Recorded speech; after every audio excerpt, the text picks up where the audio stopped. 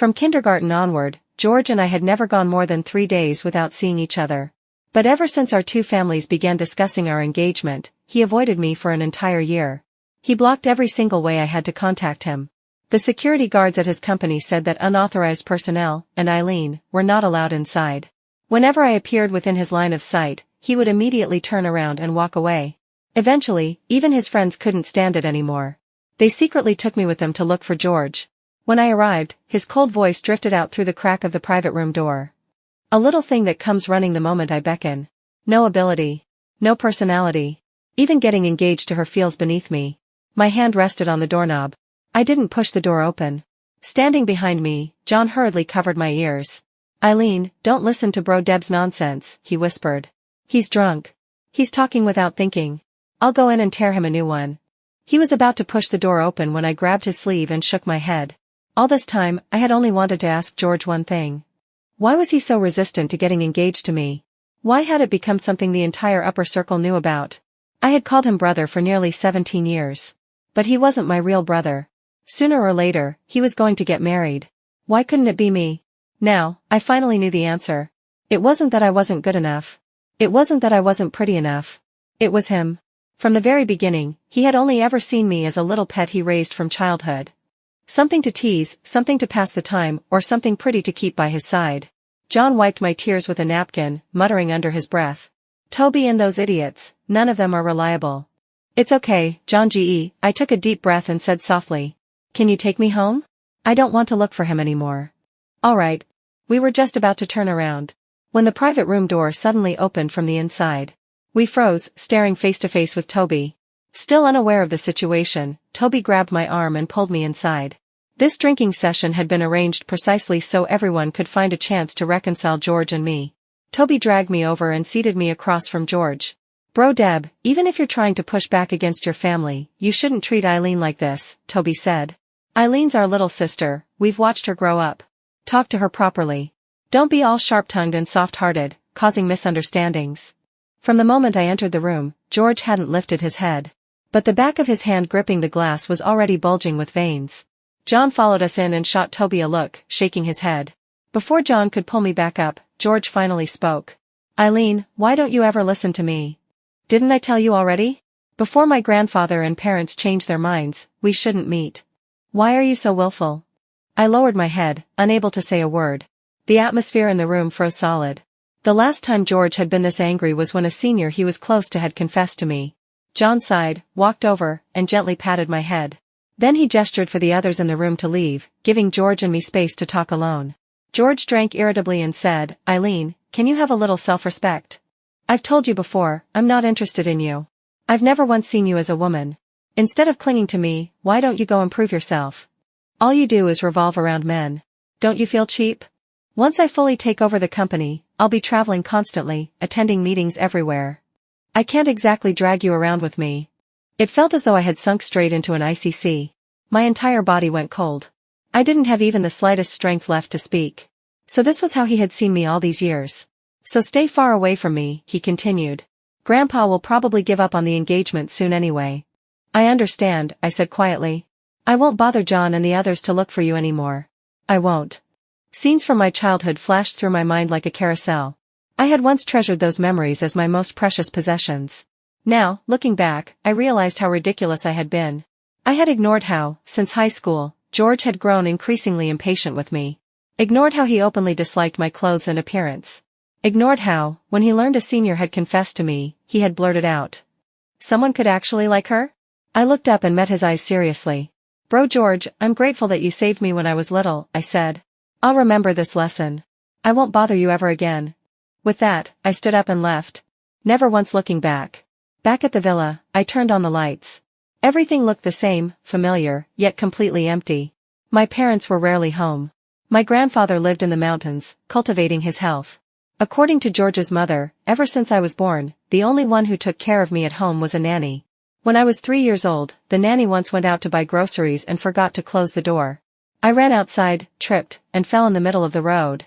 George, who had been playing in the yard, heard my crying and brought me back to the Jiang house. For the next 10+ years, I grew up following behind him. Attending the same elementary school, middle school, and even university. When I was bullied for being withdrawn, George stood up for me. He taught me how to protect myself. If you counted it all up, George had been in my life far longer than my so-called parents. I relied on him too much. So when he first began avoiding me, I panicked and searched for him everywhere, feeling as though the entire world had suddenly gone terrifyingly empty. 1 year wasn't long, yet it was far more unbearable than the previous 10. I sat in front of my computer, staring blankly at the email confirming my exchange student application. The psychologist suggested I change my environment and develop new hobbies to shift my focus. I had originally wanted to tell George. Thinking about it now, I let out a self-mocking laugh. He probably wished I'd stay as far away from him as possible. When I left, I only sent my parents a text message. Not that they would care anyway. After landing in Italy, I fumbled through paperwork and apartment rentals. It wasn't as difficult as I'd imagined. While waiting for school to start, I traveled to nearby cities, sketching and exploring. Just as the psychologist had said, getting out did change your state of mind. Habits changed, too. After being robbed 3 times and harassed countless times, I decided to learn combat sports. From now on, no one would protect me. I had to learn how to protect myself. 2 months after the semester began in Italy, I suddenly received a call from John. "Eileen, why didn't you tell us you went to Italy? We only found out by accident when we ran into one of your classmates." "Yeah," I replied. "I just wanted to study abroad and clear my head a bit. I'll be back in a few months. Don't worry. How's your daily life now? Is your place safe?" "Everything's fine. It's very safe." "That's good. Maybe you should tell your brother? He has friends over there." "No need. I'm doing well. I don't want to trouble anyone." "All right," John said. "If anything comes up, contact me or your brother immediately." In the instructor's office, after the call ended, John turned off his phone. "She's grown capable," he muttered. George clenched his lighter in his hand, his face dark. "It's not Bro Deb," John said. "You're the one who told her not to contact you." John lounged carelessly on the sofa, flipping through Eileen's exchange student application form. "Not contacting me doesn't mean you couldn't have called or sent a text," he muttered. "Oh, my gracious Lord above, just look at you," John scoffed. "You were the one who insisted the blacklist had to look convincing. You actually blocked her for real. How was she supposed to tell you anything? If it were me, I wouldn't bother dealing with you either." John rolled his eyes. He had been George's childhood friend, and he had also watched Eileen grow up. He knew more or less what the Sue family was like. A child who had never been doted on by her parents, quiet by nature, rarely speaking, yet stubbornly clinging only to George. But George had never harbored romantic feelings for her. Now that she was far away, he was clearly worried. Yet still too stubborn to admit it. What a mess this had become. Let him suffer however he wants, John thought. After John left, George rubbed his temples. A suffocating frustration welled up inside him, neither here nor there.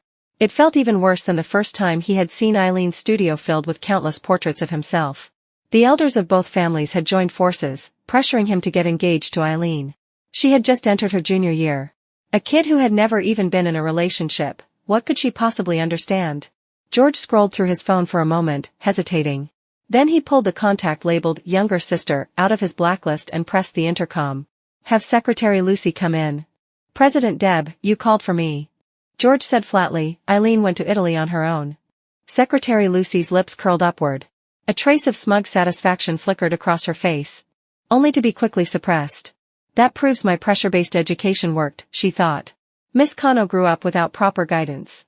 No one corrected her when she did something wrong. She's already a junior, yet all she does is revolve around you. What future could she possibly have? Girls without a sense of self won't grow a backbone unless you say harsh things to them. Secretary Lucy smiled gently as she explained, "Besides, Miss Cano going abroad doesn't necessarily mean growth. She might just be copying romance novels, playing hard to get. I'm a woman myself, I know these little tricks." To correct that kind of emotional dependency, she continued softly, "You really must keep your distance." George frowned slightly, thoughtful. "But she's never traveled far on her own before." "Miss Cano is already a junior," Lucy replied dismissively. "What could she possibly not handle? I went to a completely unfamiliar city for university when I was even younger than she is now. There aren't that many difficulties. Girls don't need to be spoiled so much." George considered it. She might have simply met too few men, confusing familial attachment with romantic feelings. It was probably time to let her go out into the world on her own. He instructed Secretary Lucy to cancel the flight he had just booked to Italy, then turned back to his paperwork, resuming his company affairs. Bang, bang, bang. After nodding to the coach, perfetto, I set the M1 down and rolled my wrist. My shooting results were noticeably better than last time. I quietly packed up my things, clearing my mind.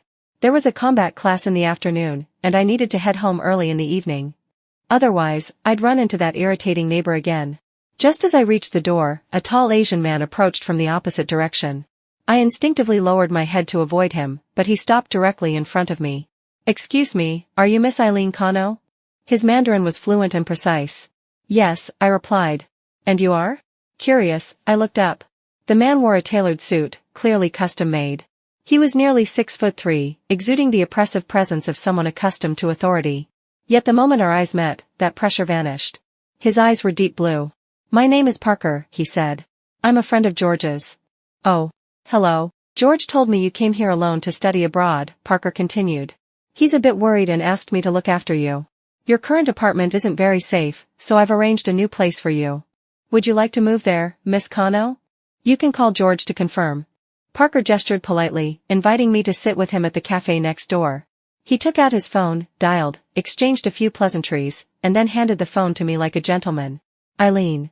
George's voice came through the line. Parker's from the Meng family," George said. "There are some business ties between the Rileys and the Debs. He'll arrange your place to stay. If you need anything in daily life, ask him." I steadied myself. Hearing that familiar voice felt as if I had been pulled back in time. Back to before George had started avoiding me. Perhaps it was time. Perhaps it was the distance. Or perhaps the year-long withdrawal had finally taken effect. I wasn't as heartbroken as I'd imagined. "All right. I understand. Thank you." There was a brief pause on the other end before George continued, "But don't cling to him like a spineless parasite. Learn to be independent. Make some progress. Understand?" "I understand." After hanging up, I returned the phone to Parker with both hands and obediently followed him to the car. Since they were business partners, George had likely already offered Parker certain benefits. For my own safety abroad, there was no point in resisting the arrangement. In the car, Parker immediately made a call, instructing someone to pack my belongings. Then he took me out for Chinese food. An hour later, the driver steered the car directly into a private estate. "Miss Kano, please." "Thank you, Mr. Riley." The moment I stepped out of the car, I saw a butler and several maids waiting. Parker motioned for me to follow him inside. "You don't have to call me sir," he said casually. "Before I went abroad, you were 7. We met a few times at the Jiang residence." I looked up at him, puzzled. "Back then, you were playing hide-and-seek with George," Parker continued. "You ran into my leg and sat down on the floor crying." As Parker recalled it, his impression of Eileen had always been vivid. He had gone to the Jiang family with his father that day. The moment they stepped inside, a small ball of white cotton had crashed into him. A child that age should have burst into loud sobs after getting hurt. But little Eileen had only rubbed her nose, sat on the floor blankly, blinking as tears rolled down her cheeks. Before he could even comfort her, the little cotton ball wiped her tears herself and murmured, "Eileen doesn't hurt. Be good." Then she stood up and ran off. Combined with the information his assistant had given him that morning, it was easy to guess, she had probably been hurt many times with no one to comfort her. George had only been a 9-year-old kid back then. The Jiang couple hadn't had the time to look after a neighbor's child either. Parker had once thought. If no one wanted this child, maybe he should take her abroad and raise her himself. He never expected that more than 10 years later, that childhood thought would quietly come true. Without realizing it, we reached the second floor. Turning right at the stairs, we entered a room with its door open. Inside, a man and 2 or 3 maids were packing my luggage. When he saw us, he stepped out to greet Parker. "President Riley, Miss Kano. Didn't you say we were arranging the southern flat? Why move her to your estate instead?" I instinctively looked up at Parker. The tall man rubbed the bridge of his nose. "Oh, my cousin will be staying there soon. We'll settle Miss Kano here for now." "Oh, understood." The days that followed were remarkably peaceful. Parker even set aside a small studio for me in his study on the 3rd floor. Whenever I didn't have classes, I stayed there painting. Parker often worked in the study as well. Sometimes he would pull a chair over and sit beside me, watching me paint, joking that he was going to collect the works of a future master. When he learned that I was studying design and combat training, he even volunteered to be my coach. Seeing that my wardrobe was mostly simple, sporty clothing, he had several luxury brands deliver carefully coordinated outfits to the estate. His taste was impeccable. Even I hadn't known that I could look this beautiful. I had thought my life would remain this calm forever. Until one day, I sensed that something about the estate felt different. The butler knocked on my door. Miss Kano, the estate will be undergoing a thorough cleaning, he said politely. We'll need you to stay at a hotel for a few days, up to a week. The driver and the maids will accompany you. It won't affect your daily routine. I scraped my fingertip lightly along the doorframe. After hesitating for a moment, I couldn't stop myself from asking, will Bro Parker also be staying at the hotel? My heart sank for no clear reason. Was Parker tired of me too? Even though I had only lived here for 3 months? Sir, he will be going on a business trip, the butler replied carefully. When he returns, he will personally come to bring you back. I clenched my hand tightly, forcing down the sour ache rising in my chest, and answered, all right. When do we leave? Right now. I said I needed to change, then closed the door and laughed at myself softly. It's nothing. It's not like this is the first time. Thinking back on the 3 months I'd spent with Parker, there were moments when I felt as if I had met someone like myself. His subtle compulsive habits, the way he interpreted my words so precisely. Forget it. I won't overthink it. Maybe he really does have something important to take care of. I slung my backpack over my shoulder and went downstairs. Most of the maids had already left the estate. Only the butler and the driver were waiting at the entrance. Out of nowhere, a ridiculous thought popped into my head. Parker didn't go bankrupt, did he? I tried to amuse myself with the thought and ended up choking on my own saliva. I waved awkwardly at the butler and hurried into the kitchen for some water. I still wasn't very familiar with the estate. It wasn't small, but it wasn't exactly small either. After drinking some water, I passed by a room with its door slightly ajar. From inside came the faint sound of glass shattering. Hadn't everyone already left? Could it be one of Parker's pets, a cat or a dog? Surely it wasn't a person. Curiosity killed the cat. I returned to the kitchen, grabbed a knife, and came back, pushing the half-open door wider. Behind it was a staircase leading downward. A basement? The lights along the stairs were on, and the walls were adorned with beautiful murals. Holding my phone in one hand and the knife in the other, I descended slowly. At the bottom was another door, elegant, almost too much so. I hesitated. What if there's danger? Just as I was about to turn back, I heard a familiar sound. It was only a muffled groan, but I recognized it instantly. Parker's voice. I turned and pulled the door open. Slumped on the floor inside was Parker himself, looking utterly defeated. Shards of red wine bottles littered the floor. Parker's right hand clenched a piece of broken glass. His left hand was mangled, raw and bloody from striking the wall. Caught between shutting the door and fleeing or letting my misplaced compassion take over, I chose to cling to the doorway. Cowardly, but not completely. Parker. Bro Parker, I called softly. Are you okay? Parker's body stiffened instantly, his muscles tensing as if he hadn't expected anyone to speak to him. He turned to look at me. Eileen, how did you find this place? Didn't the butler take you away? He forced a gentle smile, the same one he always wore. If you ignored the way his left hand trembled. I hesitated for several minutes, already regretting that I had called out to him. Then, I'll leave first, I said quietly. I won't disturb you. Don't forget to treat your injuries. Just as I was about to close the door, I heard his faint, almost pleading voice. Don't go. I won't hurt you. Don't be afraid. I just had a nightmare. I can't sleep. I'm a little scared. Eileen, can you stay with me for a while? I left the basement and saw that the butler was still waiting outside. Miss Kano, what would you like to do? I'll take care of him, I replied. Bro Parker probably already called you. Oh, all right, the butler nodded. Miss Kano, Mr. Riley doesn't have any terrifying condition. It's just that his mother's memorial date is approaching. He has some psychological shadows. I took the medical kit and returned to the basement, helping Parker onto the bed and bandaging his wounds. You're not going to ask, he murmured. No, I said. But if you want to talk, I can listen. I'm not very good at advice, though. Parker couldn't sleep, so I stayed with him, reading together. I suffered from insomnia myself, anyway. Sometimes we watched movies on the tablet instead. 3 days later, Parker returned to his usual self. He pulled me out of the basement as if nothing had happened. The maids and the butler acted as though those days had never existed. But something subtle had changed between Parker and me. Eileen, can you help me with something? I had just finished my final project in the third-floor studio when I turned around and saw Parker sitting beside me, a smile playing on his lips. Of course. Parker raised an eyebrow. He hadn't even told me what he needed yet. Given Bro Parker's wealth and status, there was nothing I could help him obtain. I had almost no social circle, so it wasn't as if I could introduce him to connections. That left only one possibility. Me. Either my art, or accompanying him to some event. I shrugged. Most likely, he wanted me to be his date. Very clever, Parker said with a smile. I'd like to invite you to my aunt's dinner party, Lady James. My aunt loves introducing me to noble young ladies she knows. I can never escape when she starts. In the past, I never had a woman close enough to help me. Now that you're here, it's perfect. I agreed without hesitation. Although no one had really supervised me growing up, I was never lacking materially. Anything I needed to learn, I found teachers for myself. That morning, Parker personally delivered the dress to my room. It was a custom haute couture piece by Marcaz. Dreamy pink. An intricate design, layers of sheer tulle formed a voluminous skirt, with floral embellishments adorning the bodice. Elegant, yet playful. After my makeup was done and my look styled to match the dress, I lifted the hem slightly and stood on the second floor. Hearing the sound, Parker looked up from the sofa. The moment he saw me, his deep blue eyes widened, his amazement completely undisguised. He climbed the stairs quickly, stopped one step below me, performed a gentleman's bow, and extended his hand. May this beautiful princess honor me by attending the dinner with me. I couldn't help laughing. He was honestly far too childish.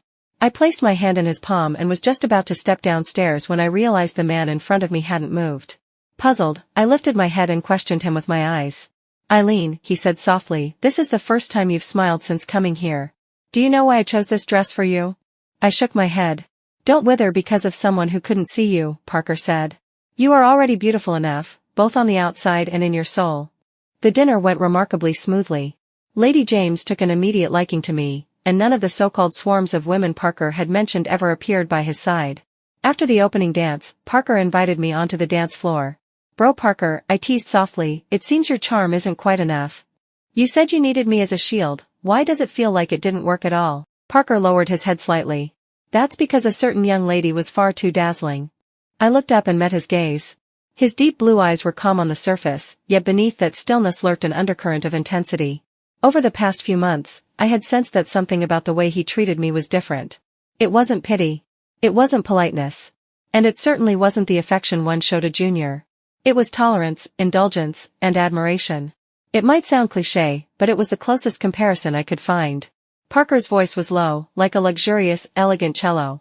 I want to be a gardener, he said quietly. To cultivate and nurture a flower until it blooms.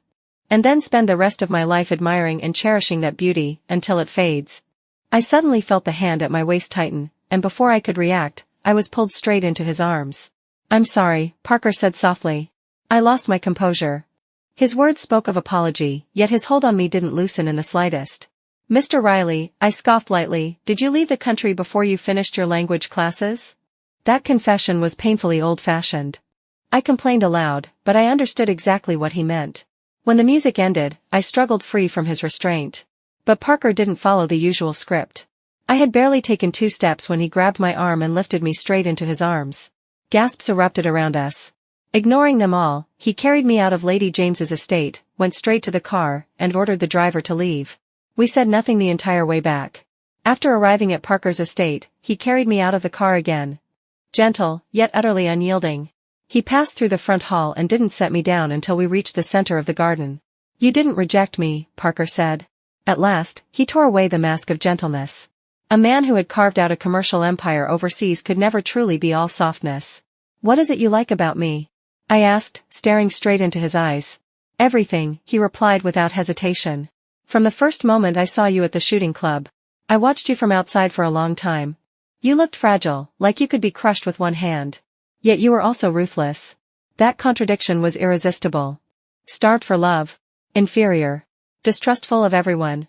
Yet capable of painting scenes so pure and clean.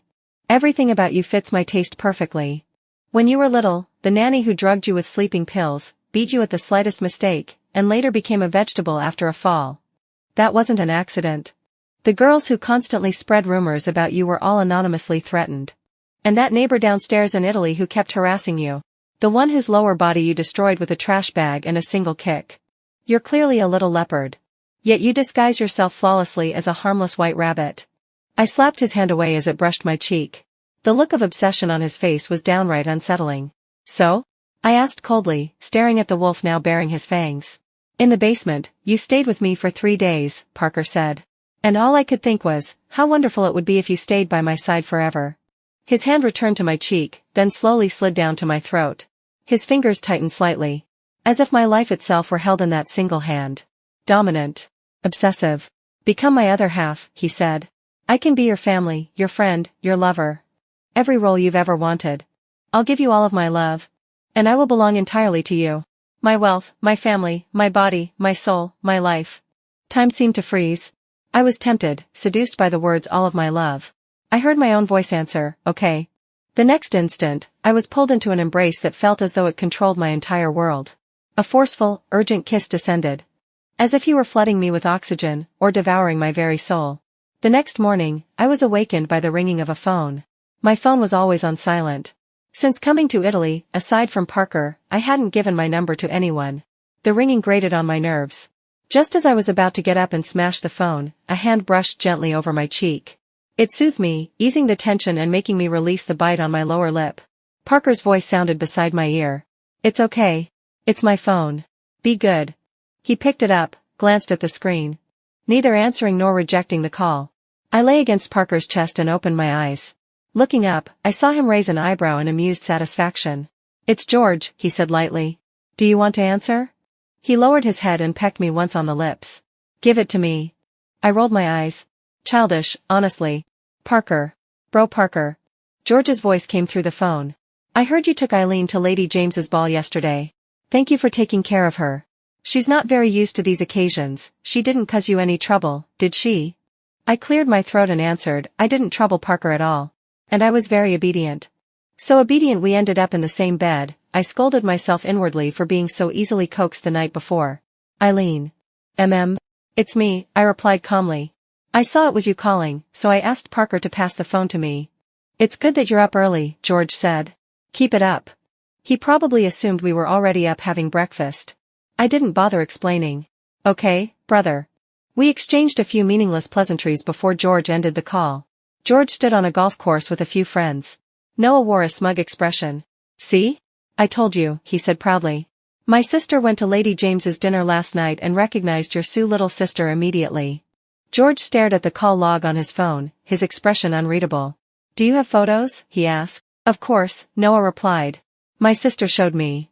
Connor little sister, why has she never dressed this beautifully back home? Did you, as her brother, not allow her to? Noah laughed casually, still joking. Until his laughter faltered, sensing that something was off. Let me see the photos. George's voice dropped completely, cold to the bone. Oh, okay. The moment Noah pulled up the chat history, George snatched the phone out of his hand. The Fong family's eldest daughter had taken more than a dozen photos. There were pictures of Eileen and Parker entering the venue arm in arm. Pictures of them dancing together in the ballroom. And pictures of Parker carrying Eileen in his arms as he left. Lady Fong had even sent several messages afterward. Bro, look at these two, there's no way they're not together, right? Mom even wanted me to go meet President Riley. Turns out he's already taken. I have to say, the Kano family's little sister is really beautiful. Young Master Jiang truly had iron self-control back then. A real brother indeed. George's expression darkened with every word. Hey, bro Deb, take it easy, Noah yelped. You're crushing my phone. It's going to warp. He hurriedly rescued his phone from George's grip. John had seen the photos as well. He sighed and tried to console him. Eileen looks pretty good in a gown, John said carefully. She's even willing to attend banquets now. That's progress, isn't it? Progress? George sneered. He brushed John's hand off his shoulder, teeth clenched. Parker. After getting together with Parker, I suddenly felt as though the entire world had changed. The very next day after we confirmed our relationship, Parker handed me a stack of property transfer documents. All the real estate under his name, including the estate we lived in, now bore my name. Most of his companies, both in Italy and back home, were also transferred to me. Are you insane? I blurted out. In the study, Parker sat in his office chair, while I sat on his lap, flipping through the thick stack of documents. No, seriously, I said. What if I hadn't agreed to be with you? We're not even married yet. What if I took the money and ran? I widened my eyes and turned back to look at the man smiling at me indulgently. Yes, he said cheerfully. I'm crazy. A big lunatic matched with a little lunatic, made for each other. And sweetheart, the way you look when you're shocked. You're just like a kitten. So cute. He chuckled softly. Now let me think, what else should I give you? I immediately covered his mouth. You. Men who bloom late in life were truly unbearable. But then again, I chose him. I'd spoil him myself. Eileen, Parker murmured, burying his head in the crook of my neck. From now on, this is our home. I looked at the sunlight pouring into the study. The air was filled with a faint, sweet scent. I took a deep breath and let that sweetness sink into my chest. Okay. I had never been this happy before. We had a home now. While we were still immersed in our private happiness, my phone rang. Ever since Parker discovered my fear of ringtones, he had replaced all my alerts with recordings of himself humming. Honestly, Parker's voice was incredibly soothing to me. I picked up my phone and saw it was a WeChat call. The caller, Mother. It's okay, Parker said softly behind me, kissing my ear. Answer it. I steadied myself and accepted the call. Eileen, when are you coming back to the country? In 5 months. Old Master Zhang's birthday banquet is next week, she said. Come back and attend. All right. Did you and George have a falling out? No. Then why did he call me? These trivial matters, don't bring them to me again. Okay. The call ended. I stared at the darkened screen, momentarily dazed. Parker, I said softly. I think. I'm not sad anymore. And I don't even want to know why he hated me anymore. Parker turned me to face him, gently stroking my hair before pressing a kiss to my forehead. Good girl. I touched my forehead, and suddenly, my tears spilled out uncontrollably. I plunged into his arms, sobbing until my chest ached. Cry, he murmured. Let it all out. You'll never have to suffer like that again. Parker and I returned the day before old Master Zhang's birthday. I brought him back to stay at the Kano family villa. After seeing the paintings in my studio, Parker was jealous the entire night. I promise, I laughed, I'll paint him more in the future to appease him. When I arrived at the banquet hall arm in arm with Parker, many guests had already arrived. The Jiang family hadn't appeared yet. Parker was quickly surrounded by people exchanging pleasantries. I slipped away quietly, found a peaceful corner, and started eating a small cake. Miss Kano. I looked up. Standing before me was Secretary Lucy, dressed in a white strapless gown. The woman I hated most. Without question. Secretary Lucy sat down beside me as if she hadn't noticed my eye roll. So Miss Kano actually came back, she said lightly. I thought you had some backbone and finally stopped clinging to George. She swirled her red wine, her voice dripping with malice. Girls should have self-respect, she continued softly. Don't stick to the Jiang family like a piece of chewing gum. You have no idea how much President Deb's mother despises you. A wild girl with a mother who gave birth but didn't raise her.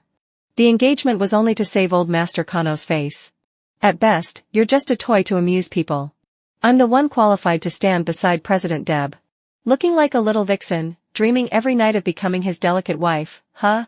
I glanced at the cake in my hand. I'd lost my appetite entirely. Secretary Lucy knew about my severe psychological condition. She had deliberately provoked me with sugar-coated cruelty before. In the past, George's distance had left me painfully insecure. Which was why her provocations had always worked. Now, her true face was finally laid bare. It was disgusting. I wanted to hit her. But I couldn't ruin old Master Zhang's birthday banquet. I stood up, intending to move away. Treating her words like the barking of a dog. But she suddenly grabbed my wrist and shoved her shoulder forward. Ah! The red wine in her hand splashed all over her own dress. Miss Kano, she cried loudly, I don't have inappropriate feelings toward President Deb. You don't need to be hostile toward every woman around him. Her raised voice drew the attention of most of the hall. I felt it instinctively and turned my head. Sure enough, George was helping old Master Jiang out of the room, with Zhang's mother following behind. Eileen, what are you doing now? George demanded, frowning. He glanced at Secretary Lucy's stained dress, then turned back to glare at me. Zhang's mother spoke as well, her expression disapproving. Eileen, today is your Grandpa Zhang's birthday. You're not even George's fiancée yet. You can't behave so recklessly. What did I teach you before? Competing for affection without regard for the occasion. It's so unbecoming. Old Master Jiang frowned deeply and struck his cane against the floor several times. Eileen, he said sternly. Go home and reflect on your actions. I'll discipline you on behalf of your grandfather. Wait, what? Was this some kind of absurd soap opera? The plot was so cliché that even brainless short dramas wouldn't bother filming it. I was stunned by what they were saying. Eileen. Parker rushed over from the other side of the hall at once. The man's brows were tightly furrowed, his face dark enough to frighten anyone. I quickly reached out, took his hand, and gave it a small shake. It's fine, I said softly. I can handle this myself. Secretary Lucy walked behind George, looking wronged. Zhang's mother took her hand and patted it gently, as if to comfort her. Sometimes, when you're utterly speechless, you really do laugh. I ignored their accusations, calmly took a voice recorder out of my clutch, turned it on, and set the volume to maximum. You have no idea how much President Deb's mother despises you. A wild girl with a mother who gave birth but didn't raise her. I'm the one qualified to stand beside President Deb. With that fox-like face of yours, don't pretend to be noble here. Believe it or not, one glass of wine is all it takes to get you thrown out. In an instant, the banquet hall fell so silent that a pin dropping would have been audible. The expressions of the onlookers shifted, from curiosity to contempt. The faces of the Jiang family members were like a palette of clashing colors, spectacular in their own way. Secretary Lucy, on the other hand, went deathly pale. Her face stiffened as she slowly loosened her grip on Jiang's mother's arm. Pfft! Some lady in the crowd let out a laugh. Whispers began to ripple through the hall. So this is how the Jiang family treats the Kano family's daughter. That's vicious. Who knows how many times they've bullied that poor girl. Didn't the Debs initiate the engagement themselves? Probably thought Miss Kano had a decent background and would be easy to control. Well, the Kano family is a scholarly family, after all. Bullying her so openly, taking advantage of the fact that her parents are always away doing archaeology and research. That girl is really pretty, though. And clever, too. Honestly, I kind of want to snatch her up to be my daughter-in-law. I put on my professional smile and turned off the recorder. Well, it's no joke, I said lightly. I've been bullied since I was little, so my sense of self-protection is pretty high. Voice recorders are part of my daily essentials. Oh, right, I added. Since I wanted to document Grandpa Jiang's birthday, I also brought a micro camera. I unpinned the brooch on my dress. Shall we take a look at the video as well? I tilted my head and blinked innocently. Ahem, this is a misunderstanding, a misunderstanding. Old Master Jiang waved his cane and smacked George on the leg. George, what kind of secretary did you bring to ruin my birthday banquet? Jiang's mother hurried over and took my hand. Oh dear, this is my fault, she said quickly. I was just too anxious, afraid you picked up bad habits while abroad. Auntie here, she continued warmly, has always treated you as her own daughter. The deeper the love, the stricter the discipline. I nodded perfunctorily and smoothly withdrew my hand. Yes, Auntie, I said sweetly. But what was that you just mentioned about an engagement? George and I have a purely sibling-like relationship. Neither of us ever agreed to anything. Please don't play matchmaker at will. I blinked innocently, then turned to George, whose face was dark as thunder. Right, bro George? Your green tea secretary is really terrifying. If I hadn't brought a recorder, I continued softly, wouldn't I have been framed to death by everyone talking at once? We're not even engaged yet, and she's already setting people up, how petty. I stamped my foot dramatically, then smiled and turned back to Jiang's mother. Don't you think so? My tone was dripping with sarcasm. No one dared to say a word. People think the obedient ones are easy to bully, but even gentle people explode eventually. I let out a barely audible scoff, then turned and took the hand of the man looking at me with pure indulgence. Darling, I said sweetly, did I do something wrong? Why do Auntie Jiang and Grandpa Jiang dislike me so much? I was just about to introduce my dear boyfriend to them. Parker pulled me into his arms and kissed the top of my head. Then let's stay far away from these people. Okay. Parker lifted his head, his smile gone, and looked at old Master Jiang. Since we're not welcome here, he said coolly, Eileen and I won't disturb old Master Jiang's birthday any further. Farewell. Without waiting for a response, he wrapped an arm around me and walked out. Eileen, wait. George finally spoke, trying to stop me. But Parker and I exchanged a smile. Neither of us paused. Back at the Sioux residence, the moment we stepped inside, Parker pressed me against the door. Like a wolf starved for far too long, he captured my lips, urgent, relentless. My mind went completely blank. I tilted my head back, surrendering to the fierce tide of his affection. I didn't know how long it lasted before he finally pulled back slightly, still peppering me with soft kisses. Eileen, do you have any idea how beautiful you are? A little white rabbit that bites, how can that be so irresistible? Tell me, did you cast some kind of spell on me? Blushing, I pushed him away. Maybe it was because of his mixed heritage. When he was serious, he looked like the classic domineering CEO, but when love took over, he became dangerously passionate. I loved it. What I craved most was this kind of unapologetic love. I wrapped my arms around Parker's waist and buried myself in his chest. Maybe it's because you're behind me, I murmured. That's why I dare to be this bold. I'm actually a dark, vindictive, bad woman. Now that I have a backer, whoever provokes me, I'll bite back. Parker laughed, his chest vibrating, and hugged me even tighter. Fine, he said indulgently. If you can't bite hard enough, I'll bite for you. The next day, I didn't wake up until noon. Still half asleep, I washed up and went downstairs. I found Parker in the kitchen, wearing an apron, cooking. Watching him move skillfully between the stove and counter, I hugged him from behind. Did you sleep well? Good, he said. We'll eat soon. Just as I leaned forward to see what he was making, the doorbell rang. I ran from the kitchen to open the door. And froze. It was George. I gently closed the door behind me and turned to face him. About yesterday, George said hoarsely, I apologize. Up close, I could see the dark circles under his eyes. Oh. I wasn't about to say it's okay. As the saying goes. If apologies worked, what would we need the police for? Is there anything else? I asked calmly. I'd like to go back inside and have brunch. Were you with Parker yesterday just to make me angry? Our issues shouldn't involve outsiders. And bro Parker is very busy, don't trouble him all the time. It wasn't to spite you, I said evenly. Parker is my boyfriend. He's not an outsider. He's family. I looked straight into George's eyes and explained seriously. George froze, then stared at me in disbelief, his voice rising. You and Parker? Do you even know what you're doing? He's 3 years older than me. I shrugged. Right, 6 years older than me. Not 10, not 20. That age gap is pretty normal, isn't it? And he doesn't treat me like a child. George still looked unable to accept it. He frowned and grabbed my arm. No. I struggled, but couldn't break free. Why? I demanded. Do you even know?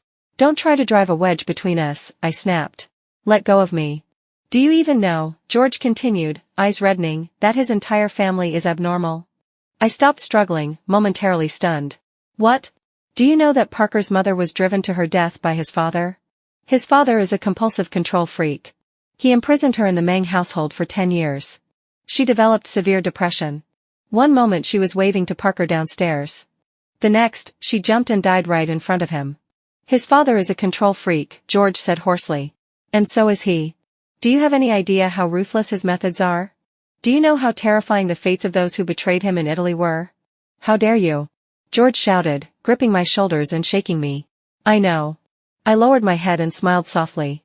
I know, brother. I felt it the very first time I met him. What? George looked at me as if he hadn't understood a single word I'd said. In the beginning, he used to make decisions for me. What I ate for each meal, what I wore when going out, how I divided my time between schoolwork and hobbies. Everything was arranged perfectly. Later, it became who I met, what time I came home at night. Everything had to be reported in detail. But wasn't that exactly what I wanted? A control freak paired with a dependent personality. Every pot has its lid. He wouldn't think I was too clingy. He wouldn't see my introversion or lack of friends as a flaw. When I had no opinions of my own, he could choose for me. I gently removed George's hand from my shoulder. Brother, I said calmly, Parker is like my other half, someone I was born to match. In the past, I dreamed of having someone who treated me as their center, who controlled me, loved me, and gave me absolute security. Life is only a few decades long. If I've already met someone who fits me so perfectly, why should I torture myself trying to change? Besides, I can feel it, we're both becoming better. He changed Eileen must wake up at 7. Into Eileen should sleep until she's well rested. He encourages me to do everything I want to do. Even when I'm about to fall, he's always right behind me, pulling me back up. And my dependence on him has given him a sense of belonging in this world.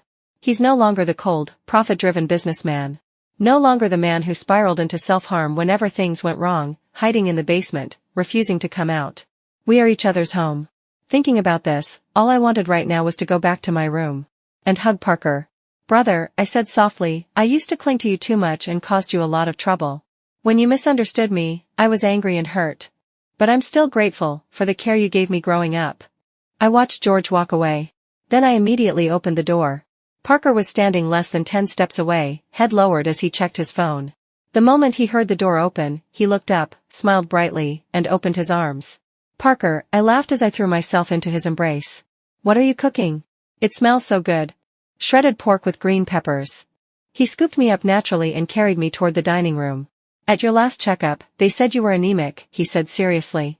So our Eileen needs more iron. But I don't like green peppers. Nope. You have to eat at least one bite, he said firmly. I cut them very fine and cooked them soft. Once they're mixed into the rice, you won't even notice. All right. I'll eat a little. Good girl. We didn't rush back to Italy. Since we were already here, we traveled around the country together. At a private racetrack in High City, one black sports car and one red sped neck and neck, tires spinning at high speed, engines roaring across the track. In the end, the black car won by a single second. After crossing the finish line, both cars stopped. A man and a woman stepped out of the driver's seats. I won. Parker leaned against his car door and crooked a finger at the driver of the red car. I ran into his arms and bit down on the exposed skin of his neck. The salty taste of sweat filled my mouth. Adrenaline still surged through my veins, leaving me exhilarated. We kissed fiercely. Next time, I'll beat you for sure. This time was just luck. I'll work harder next time. The opponent is just too strong. Alright. We also attended several auctions. Parker would fixate on a specific item, and I would raise the paddle and bid it down for him. Even though the money was technically all his. In a bar's private room. Bro Deb, slow down, John said, snatching the bottle from George's hand. You're about to give yourself alcohol poisoning. Why? George murmured. What? John leaned closer to hear him. Why doesn't Eileen look for her brother anymore? George slurred. She hasn't dragged me to watch movies, read, or paint with her in so long. None of those women are prettier than Eileen. None of them are more obedient. Secretary Lucy, yes, Secretary Lucy, I've already fired her. She deliberately stirred trouble and made my good Eileen run abroad. Eileen. I regret it. George buried his face in his hands. Tears seeped through his fingers. John lit a cigarette irritably. As George's closest friend, he had always known. George's feelings for Eileen were never just sibling affection. But even if he'd pointed it out back then, George wouldn't have believed him. So he'd done everything he could to stop George from hurting Eileen. This outcome was entirely George's own doing. People only realize how precious something once was after they've lost it. Epilogue. Morning. Parker gazed at the woman in his arms with quiet obsession. 7 years of marriage had only made Eileen more captivating. They explored new fields together, attended the same university, enjoyed campus life, fell in love all over again as students. After graduation, they traveled, did charity work, and wrote down the stories they gathered along the way. They had already been resting at the estate for 3 months. Next month, they planned to go to Antarctica. There was much to prepare. Parker enjoyed every bit of it.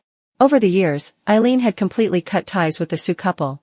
He'd heard they had divorced and started new families. As for why her parents never loved her, Parker thought, perhaps it no longer mattered to Eileen at all. Some truths aren't beautiful. And in their story, there was no need for answers from the past. Even knowing them wouldn't change the present. It would only add unnecessary pain. As for George, his story was far more tangled, still a complete mess even now. He had married Secretary Lucy. Unbelievable? It truly was. Back then, Lucy had drugged George while he was drunk. Afterward, she fled to the countryside and gave birth to a son. When the child was between 2 and 5 years old, she returned with him to the Jiang family. Under pressure from old Master Jiang and the Jiang couple, George married her. Only on paper. After marriage, Lucy constantly siphoned Jiang family money to support her own relatives. Only later did the Debs discover. Lucy had 3 brothers. Relying on their status as President Deb's brothers-in-law, they turned the Jiang group upside down. By the time the Jiang parents regretted it, it was far too late. Rumor had it that they were now heading toward divorce. Lucy demanded half of the Jiang empire, fighting tooth and nail to tear it apart. Jiang's mother somehow obtained Eileen's new phone number. But Parker answered. He had full authorization as Eileen's social proxy. No one was allowed to interfere with their life. Parker glanced at the time. It was almost time for Eileen to wake up. They were going out for breakfast today, and he still needed to pick out her outfit. Outside, the wisteria flowers were in full bloom. Then today, he decided, we'll wear matching purple. Parker lowered his head and pressed a kiss to Eileen's forehead. A new day. Good morning, my other half.